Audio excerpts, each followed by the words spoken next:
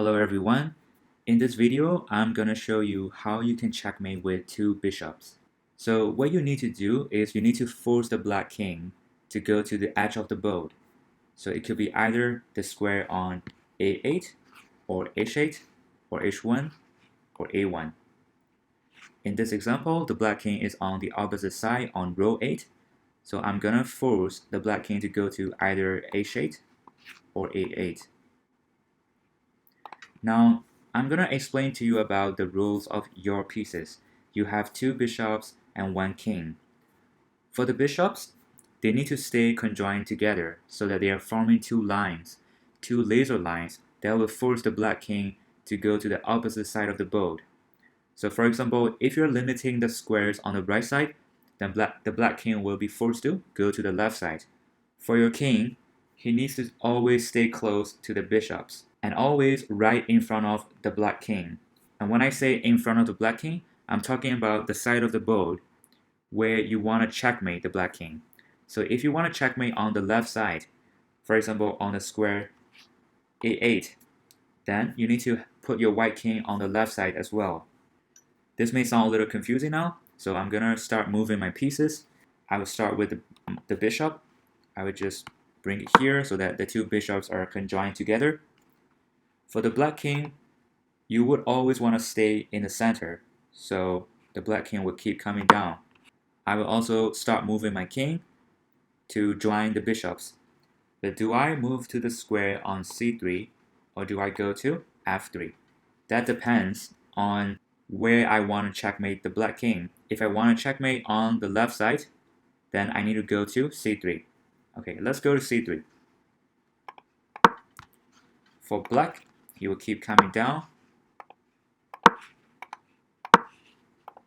Now my white king is finally united with the two bishops. So this is the exact position that you want to get into as a first step. Now for the black king, he can no longer come back to row 4.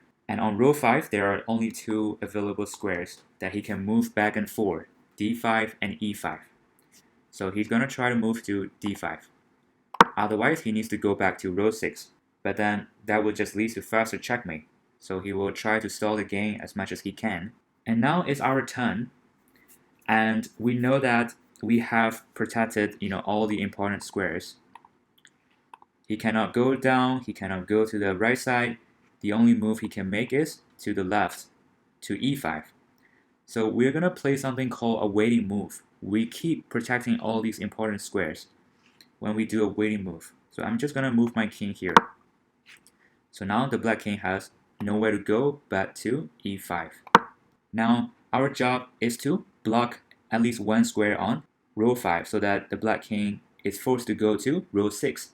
Now we're going to try to block this square on d5. We can just use our king to block it. Now the black king has nowhere to go on row 5, so now he needs to go to row 6. Now the next step for us is to make sure the black king never comes back down to row 5. And there is only one available square on row 5 that he can come back to, and that is e5. So you simply protect that square by using your bishop. Now the black king, as you can see, cannot come back down to row 5. And for sure he's not going to go to row 7, so he will try to move to the left side of row 6. Now ask yourself, can the black king come back down to row 5? The answer is no, because all these three squares are protected. So when this happens, we just need to start limiting the squares on the right side of the board, especially these two squares that are next to the king. And currently this square is already protected by this bishop. So we need to protect this square, which is currently available for the black king. So just simply bring your other bishop to block it. Now the black king cannot go to row 5, cannot go to the right side, so he has to go to left. Ask yourself again, can the black king come back down to row 5? The answer is no. You have blocked all the three pieces on row 5. So all the three squares on row 5. So now you just continue to limit the squares on the right side that are next to the king. So you need to block these two squares. This square is already blocked by this bishop, so you need to block this square on d6. Just use your other bishop to block it. Now the black king goes to left. Now you need to be careful because he can escape back to row 5 through this square on a5. You're not going to let that happen, so you simply move your king here to protect this square. Now the black king will try to go back to the right side. This square is already protected by this bishop. However, he can come here. He's trying to come here. So we need to protect this square and also this square. And how do we do that? We simply bring the other bishop down. So we protect both of these squares. Now the black king has no choice but to go to b6. We follow the same formula. We have already protected this square. Now we have also protected this square. So we now know that the black king cannot go down, cannot go to the right side. He can only go to a6 in his next turn if he wants to stay in row 6. So we're going to play something called a waiting move. Let black king make his move to a6 while we keep protecting all these important squares. Okay, so I'm just going to do a waiting move. Now the black king needs to go to the corner of row 6. And right now, it is very important for us not to check the black king. Why? Because the square on b6 is not protected. He can escape back to b6. So if you try to check with this bishop, he will escape to the right, and if you check again with the other bishop, he will escape farther down to the right side. You don't want to do that. And you also don't want to make the mistake of limiting this square on b6.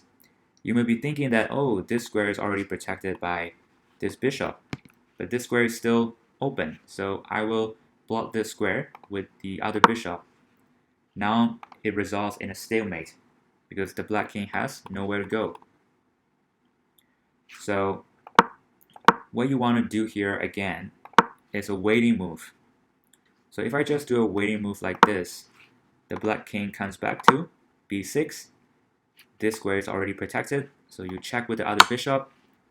The black king retreats back to a6, and now this time the square on b6 is blocked.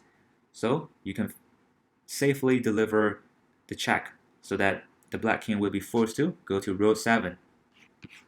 So just use the other bishop. Now the black king has to go to b7. Now the next step is to make sure the black king never comes back down to row 6. So you simply move your king, protecting these 3 squares. Now the black king will go to c7. If he goes to row 8, then that would make our job a lot easier. Now the black king is trying to go back to row 6 by using this square on d6. So you want to protect that square. Just simply bring your bishop here. Now it's blocked. So he has no choice but to keep going to the right side because he wants to stay in the center. Now he's trying to escape to row 6 by using this square on e6. You're not going to let that happen, so you use your other bishop to block. Now the black king can no longer go to the right side, so he will go to the left side. Now we are in that situation again where we have successfully blocked all the important squares. So in the next turn of black king, he will have to go to b7. So we simply do a waiting move. So now he goes to b7. This square is protected, but this square is still open. So you protect that square. Now all the squares are blocked. So the black king can only go to b7. Now we face the same situation, right? The square on b7 is still not blocked, so you can't check here. You also should not try to limit this square on b7 because that will result in a stalemate. So what you want to do is another waiting move. Now the black king comes back to b7. This square is blocked, so you use the other bishop to check. Now he goes back to a7, and this time the square on b7 is already protected. So you use the other bishop you check, forcing the black king to go to row 8. You follow up with your white king so that the black king cannot come back down. The black king moves to the right side, trying to stay in the center. He's going to try to escape to this square on d7. You protect it with your bishop. He will move one square to the right, trying to escape again to this square on e7. You're going to block it with your other bishop. So now the black king can never go to the right side. He can only go to the left. Now all the important squares are blocked, right? So we are in that scenario again where we have to make a waiting move so that the black king uses the only move he has available, which is to b8. So I'm just going to do something like this. Now the black king goes to b8. Currently, this square is blocked, but this square is still not blocked. So you use the other bishop to block the two squares that are on the right side and right next to the king. So now the black king has to retreat to the only square left, which is on a8, the far edge of the board. So even though the black king is now on a8, the final destination where we want to force the black king to go to, but we cannot checkmate yet because you know this answer already, because the square on b8 is still not blocked. So you do another waiting move so that the black king comes back to b8, and this is where you check with the other bishop. Now the black king goes back, and this time the square on b8 is finally blocked. So it is safe for you to finally deliver the checkmate. That's it.